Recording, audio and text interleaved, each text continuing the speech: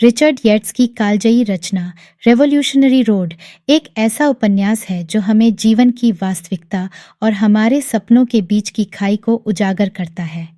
Richard येट्स, जो अपनी गहन और संवेदनशील लेखनी के लिए जाने जाते हैं, ने इस कहानी के माध्यम से मध्यवर्गीय अमेरिकी जीवन की निराशाओं और असंतोष को बड़े ही मार्मिक ढंग से प्रस्तुत किया है।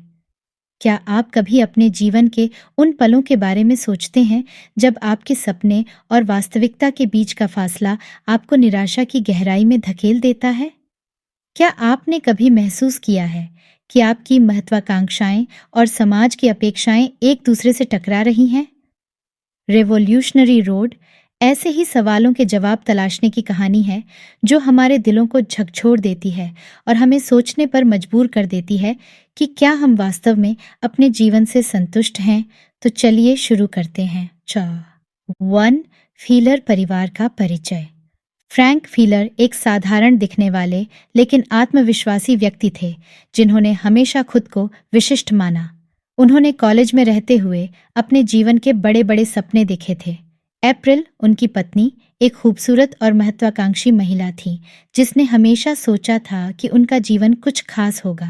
वे न्यूयॉर्क से बाहर निकलकर एक शांतिपूर्ण उपनगर में रेवोल्यूशनरी रोड पर बस गए थे। यहाँ उन्होंने सोचा था कि वे अपने जीवन को एक नई दिशा देंगे, लेकिन वास्तविकता इससे बहुत अलग थी। उपनगर में जीवन। रेवोल्यूशनरी रोड के उपनगर में जीवन की शुरुआत में फ्रैंक और अप्रैल ने खुद को एक आदर्श परिवार के रूप में स्थापित करने की कोशिश की। उन्होंने एक सुंदर घर खरीदा और अपने बच्चों के लिए एक सुरक्षित और स्थिर वातावरण बनाने की कोशिश की। फ्रैंक ने एक न्यूयॉर्क की कंपनी में नौकरी की, जहां वह दिन भर काम करता और शाम को उपनगर की शांति में लौट आता। अप्रैल ने अपने घरेलू जीवन को संभाला, लेकिन उसका दिल अब भी कहीं और था। उपनगर का जीवन हालांकि शांतिपूर्ण था, लेकिन बहुत जल्द ही यह शांतिपूर्णता उबाऊ और एकरसता में बदल गई। फ्रैंक और अप्रैल ने महसूस किया कि वे जिस जीवन की कल्पना करते थे वह इससे बहुत अलग था। वे दोनों अपने अपने तरीके से इस निराशा से निपटने की कोशिश करने लगे। फ्रैंक ने अपने काम में और गहराई से डूबने का प्रयास किया, जबकि अप्रैल ने अपने अंदर के कलाकार को जीवित रखने के लिए थिएटर में हिस्सा लेना शुरू किया। इस बीच उनके पड़ोसी और दोस्त भी उनके जीवन का हिस्सा बन गए। मिल्ली और शेप कैंपबेल उनके करीबी मित्र थे जो अक्सर उनके साथ समय बिताते थे, लेकिन यह दोस्ती भी एक स्तर पर झूठी और सतही प्रतीत होने लगी। फ्रैंक और अप्रैल की उपनगरीय जीवन की निराशा धीरे धीरे उनके रिश्ते में भी झलकने लगी। 3. पेरिस जाने की योजना। अप्रैल के मन में पेरिस जाने का विचार तब आया जब उसने महसूस किया कि उनका जीवन उपनगर में कैद हो गया है। एक दिन उसने फ्रैंक से बात करते हुए कहा, चलो पेरिस चलते हैं, वहां हम एक नई शुरुआत कर सकते हैं। तुम अपनी नौकरी छोड़ दो और वहां कुछ ऐसा करो जो तुम्हें सच में खुशी दे। मैं भी वहां कोई काम ढूंढ लूंगी। फ्रैंक ने पहले तो अप्रैल की बात को हल्के में लिया। उसे लगा कि यह केवल एक सपना है जो कभी हकीकत नहीं बन सकता। लेकिन अप्रैल की दृढ़ता और उसकी आंखों में चमक ने फ्रैंक को सोचने पर मजबूर कर दिया। धीरे धीरे फ्रैंक ने भी इस विचार को स्वीकार करना शुरू किया। वे पेरिस में अपने भविष्य की कल्पना करने लगे, एक ऐसा जीवन जहां वे सच में खुश और संतुष्ट हो सकें। उन्होंने अपनी पेरिस यात्रा की योजना बनाना शुरू किया। फ्रैंक ने अपने बॉस से बात की और अपनी नौकरी छोड़ने का निर्णय लिया। उन्होंने अपने घर को बेचने की योजना बनाई और अपनी संपत्ति को समेटने लगे। उनकी आशाएं और सपने अब पेरिस से जुड़ गए थे। 4. चुनौतियां और रुकावटें। लेकिन जैसे जैसे उनकी पेरिस जाने की योजना स्पष्ट होती गई, उन्हें कई चुनौतियों का सामना करना पड़ा। सबसे पहले फ्रैंक को उसके बॉस ने एक प्रमोशन की पेशकश की जो उनकी आर्थिक स्थिति को सुधार सकता था, लेकिन इसका मतलब था कि उसे अपनी वर्तमान नौकरी में ही रहना पड़ेगा। फ्रैंक को एक कठिन निर्णय लेना पड़ा। प्रमोशन ने उसे संशय में डाल दिया क्योंकि यह उनकी पेरिस जाने की योजना के विपरीत था। फ्रैंक ने इस प्रमोशन के लिए हाँ कह दिया, यह सोचकर कि यह उनके परिवार के लिए बेहतर होगा। इसी दौरान उसने अपनी सहकर्मी मॉरीन के साथ एक अवैध संबंध भी शुरू कर दिया। यह संबंध न केवल उसकी शादी के लिए एक बड़ा खतरा था, बल्कि उसकी नैतिकता पर भी सवाल उठाता था। इसी बीच अप्रैल गर्भवती हो गई। यह खबर उनकी पेरिस जाने की योजना पर एक बड़ा धक्का था।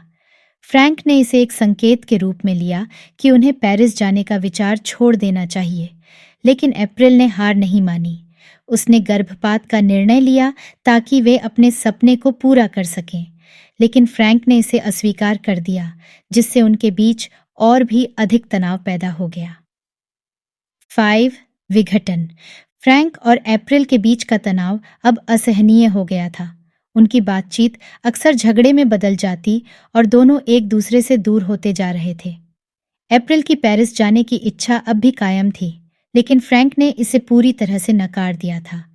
उन्होंने अपने संबंधों को सुधारने की कई असफल कोशिशें की, लेकिन हर बार वे और भी अधिक दूर हो जाते। अप्रैल ने महसूस किया कि उसका जीवन एक गहरे कुंगे में गिरता जा रहा है, जहां से निकलने का कोई रास्ता नहीं था। उसने खुद को अकेला और असहाय महसूस किया। फ्रैंक ने अपने काम में और गहराई से डूबने का प्रयास किया, लेकिन इससे उनके बीच की दूरी और बढ़ गई। 6. चरम बिंदु। कहानी का चरम बिंदु तब आया जब अप्रैल ने एक अत्यंत निराशाजनक और हताश निर्णय लिया। उसने गर्भपात करने का निर्णय लिया, लेकिन इस प्रक्रिया में उसकी जान चली गई। यह घटना फ्रैंक के लिए एक भारी झटका साबित हुई और उसने खुद को पूरी तरह से बिखरा हुआ महसूस किया। उनके सपने और जीवन की सभी उम्मीदें एक पल में ध्वस्त हो गईं। अप्रैल की मृत्यु ने फ्रैंक को अंदर से तोड़ दिया। उसने अपनी गलतियों और अपने सपनों के खोने का दर्द सहा। उसने समझा कि उसके और अप्रैल के सपने केवल एक भ्रम थे, जो उनकी वास्तविकता से कहीं दूर थे। 7. परिणाम। अप्रैल की मृत्यु के बाद फ्रैंक का जीवन पूरी तरह बदल गया। उसने अपनी नौकरी छोड़ दी और अपने बच्चों के साथ रहने के लिए एक नई जगह पर चला गया। उसने अपनी गलतियों और अपने सपनों के खोने का दर्द सहा और अपनी जिंदगी को नए सिरे से जीने की कोशिश की। उसने महसूस किया कि उसका और अप्रैल का सपना केवल एक भ्रम था और उसे वास्तविकता के साथ सामंजस्य बैठाना पड़ा। फ्रैंक ने अपने बच्चों के लिए एक स्थिर जीवन बनाने की कोशिश की। उसने महसूस किया कि उसकी पुरानी जिंदगी और उसके सपने अब पीछे छूट गए हैं। उसने अपने जीवन को नए सिरे से जीने की कोशिश की, लेकिन अप्रैल की यादें हमेशा उसके साथ रहीं। 8. निष्कर्ष। रेवोल्यूशनरी रोड एक ऐसी कहानी है जो हमें यह सोचने पर मजबूर करती है कि क्या हम वास्तव में अपने सपनों को जी रहे हैं या केवल एक भ्रम में जी रहे हैं। फ्रैंक और अप्रैल के माध्यम से यह कहानी हमें हमारे अपने जीवन पर दृष्टि डालने के लिए प्रेरित करती है। हमें हमारे सपनों और वास्तविकताओं के बीच की खाई को समझने का अवसर देती है। यह उपन्यास हमें यह बताता है कि कभी-कभी हमारे सबसे बड़े सपने भी हमें भटकाव और निराशा में छोड़ सकते हैं।